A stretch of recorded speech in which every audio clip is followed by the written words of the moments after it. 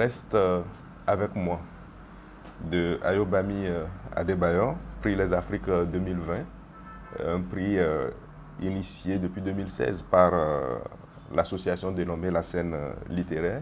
J'ai le plaisir aujourd'hui d'en parler avec Kifayat. Kifayat, bonjour. Bonjour.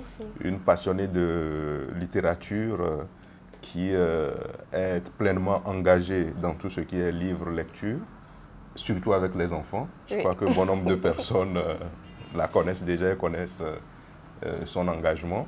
Et je suis bien heureux aujourd'hui de pouvoir échanger avec toi autour de ce magnifique ouvrage dans ce cadre que nous offre justement la librairie Mirève. Et je sais que tout comme moi, tu as lu Reste avec moi, que tu as beaucoup aimé, sinon que tu as vraiment adoré. Oui. Et en fait, la toute première question que j'ai bien envie de te poser, c'est de savoir comment, en fait, quels ont été tes sentiments, qu'est-ce que tu as ressenti, aussi bien à l'entame de l'ouvrage qu'au moment de tourner la dernière page de Reste avec moi. D'accord. Merci beaucoup et c'est un plaisir de pouvoir discuter de Reste avec moi, avec toi, Steve, qui d'ailleurs en fait la promotion. Reste avec moi et quand on voit le titre, on se dit c'est un roman à l'eau de rose, mais c'est justement de l'amour mais décrit autrement. Et déjà au début, on comprend qu'il y a de l'intrigue dans la narration qui est faite, mais à la fin, il y a beaucoup de compassion qu'on a à l'endroit de chaque personnage du livre, parce qu'on comprend ce que chacun a vécu d'une manière ou d'une autre dans cette histoire. Tout à fait. L'intrigue dans la narration et surtout le style particulier de l'auteur qui fait en fait intervenir à tour de rôle les deux principaux personnages, Yedide et Akin. Chacun qui en fait nous livre en fait sa part de vérité. Ce style, cette capacité d'alterner justement la narration entre les deux, cela demeure quand même un style particulier et qui en fait donne tout ce côté agréable justement de la lecture. Oui, justement, je dirais que c'est ce style d'alternance de chaque personnage ou bien des personnages principaux qui donne qui crée l'effet de compassion qu'on a à la fin du livre. Tout à fait. Mais en plus, cela nous permet de suivre l'intrigue. Et ça fait de l'œuvre une très bonne œuvre. Et c'est à juste titre que le prix Les Afriques 2020 leur est attribué. Je crois que l'auteur est jeune, Ayobami Adebayor, est jeune, mais elle a su de la finesse dans sa plume traduire beaucoup de sujets sociaux, beaucoup de sujets de société qui nous touchent au quotidien. Elle a su les traduire dans cette belle œuvre-là et franchement, j'ai beaucoup aimé. Elle montre beaucoup de maturité. Beaucoup de maturité et a traduit beaucoup d'émotions aussi dans ce qu'elle a écrit. À travers chaque personnage, un style particulier à chacun d'entre eux pour décrire l'histoire telle que vécue autant par Yedide que par Akin. Et à la fin, on ne peut que se dire, ok, on comprend. Voilà. Un aspect particulier, nous avons parlé de Akin et de Yedide, les personnages principaux, mais nous avons plein d'autres personnages, et notamment la personne de Moumi, la maman de Akin, dont en fait le rôle m'a, en tout cas en ce qui me concerne, particulièrement marqué, parce qu'elle était tellement présente dans la vie, je dirais, quotidienne donc, de son enfant et donc du couple que formait son enfant, Akin et Yedide. Elle intervenait régulièrement, elle avait tendance en quelque sorte à envahir en fait, l'espace intime du couple, au point même de leur imposer certaines décisions. Est-ce qu'on peut justifier ou expliquer en fait, disons, cette attitude qui est bien souvent répandue en fait, dans nos sociétés africaines? Oui. En fait, ce livre, on ne pourrait lire ce livre sans être tapé en plein fouet par la présence de Momi. Voilà. La présence pratiquement permanente de Momi dans le foyer de son enfant et de Yedide qui l'a aussi adopté comme une maman. Rappelons que Yedide a perdu sa maman à la naissance du coup. Elle a pris sa belle-mère comme une maman. Et cela, je pense que cela a donné le droit à Momi de faire ce qu'elle a fait tout au long de l'œuvre aussi. Tout au long de l'œuvre. Et Momi m'a beaucoup touchée. Du moins, elle a touché mes émotions. C'est vrai que c'est le bonheur d'avoir des enfants, mais dans cette quête de la maternité, elle a certes accompagné sa belle-fille, mais elle a aussi été à un moment donné le bourreau de cette même belle-fille-là. Et il y a une phrase qui m'a vraiment touchée quand elle lui disait je ne veux pas que tu me fasses à manger, mais je veux que tu me donnes un enfant. Et ton ventre est plat comme un mur. Et ce sont des paroles très blessantes pour une femme qui, justement, est en quête d'enfants. C'est carrément une lance plantée en plein cœur de la femme. Franchement, je me suis dit, attends, si on me disait ça, quelle est la réalité? Je me suis réellement mise à la place de Yédidé. Voilà. Et c'est triste de voir que dans nos sociétés africaines, des choses comme ça arrivent. Et ce n'est pas nouveau, c'est juste que tout le monde ne le vit pas.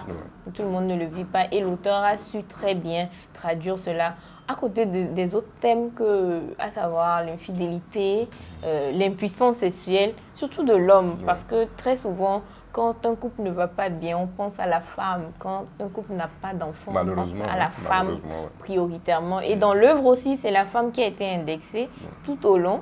Et à la fin, on a compris que ce n'était pas le cas. Et l'infidélité, le tout sur un contexte politique assez chargé dans le Nigeria de 1987.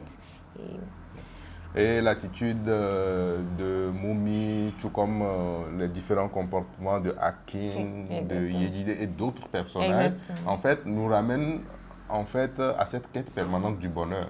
Parce que malgré tout ce qu'on peut reprocher à Moumi, tout ce qu'elle essayait de faire, en fait, c'est pouvoir également planter cette étape de bonheur dans le couple, justement, que forment Akin et Yédidé. Et tout au long de l'ouvrage, on se rend compte que la vie des personnages se résume en quelque sorte en cette quête permanente du bonheur.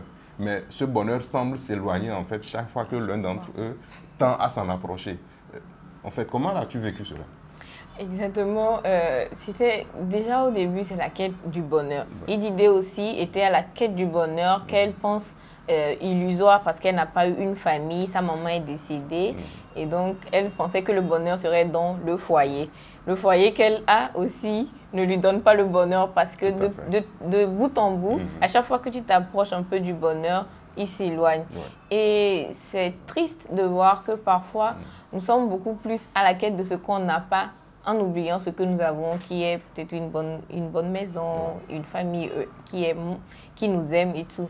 Momi était à la quête du bonheur parce que son fils, Akin est son fils aîné. Et donc, dans la tradition, elle doit être bien vue, surtout qu'il y a d'autres enfants de son mari, qui ne sont pas ses enfants, qui justement ont, selon elle, réussi à fonder un foyer heureux. Donc, c'est ce bonheur-là que l'être humain insatiable que nous sommes recherche est bien traduit dans ce livre de cette auteure nigériane qui a bien su nous montrer que il y a toujours cette quête que nous allons chercher, que nous n'aurons pas forcément. Mais bon, la quête là en vaut la peine. Je pense bien que la quête là en vaut la peine. Mais les solutions que l'être humain essaie de trouver pour ce bonheur ne sont pas faciles. Je crois que c'est une longue aventure et c'est bien traduit dans le livre, bien décrit tous les péripéties par lesquelles Yédidé est passé juste pour avoir le bonheur d'avoir un enfant. C'est lourd. C'est impressionnant aussi. C'est impressionnant. À t'écouter, on sent en fait que tu t'es totalement plongé dans l'ouvrage. Je me demande si à la fin tu as bien eu envie d'en ressortir. C'est clair que tu as vraiment adoré en fait l'ouvrage. Je ne vais plus te demander pourquoi, parce que tu l'as déjà suffisamment expliqué. Mais pour nos chers amis qui nous suivent, pourquoi penses-tu qu'ils devraient lire également cette œuvre? D'accord, merci beaucoup. C'est un bel ouvrage, c'est une œuvre, je crois, qui va traverser le temps, qui va réellement traverser le temps, et bien décrit, bien écrit aussi, une très belle plume, qui touche plusieurs sujets de nos sociétés africaines, et on ne pourra cesser de le rappeler, la polygamie, l'ingérence de belles familles dans un foyer, l'infidélité, et le tout savamment construit par l'auteur sur un fond politique du Nigeria. Et donc, lire cette œuvre-là vous fait voyager, ça vous fait sourire et rire et pleurer à un moment donné. Et donc, lire cette œuvre ne peut que vous donner une autre impression, ou bien un autre visage du Nigeria, mais aussi de nos sociétés, parce que les problèmes là existent aussi en silence dans notre société togolaise. Et donc, je vous invite à le lire, je vous invite à découvrir cette œuvre-là aussi. Et après, on pourra en discuter encore mieux. Et bien sûr, tout à fait. En ce qui concerne la littérature, on ne se lasse jamais, surtout quand il s'agit d'une œuvre telle que Reste avec moi qu'on adore. On a tout le temps envie, dès que l'occasion se présente, en fait, d'en débattre, de discuter des différentes thématiques et tout.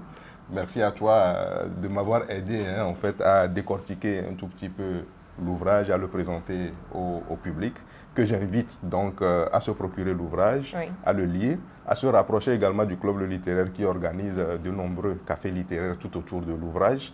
Il est à rappeler, donc Reste avec moi de Ayobami Adebayor, prix littéraire Les Afriques 2020, décerné par la scène littéraire chaque année depuis 2016.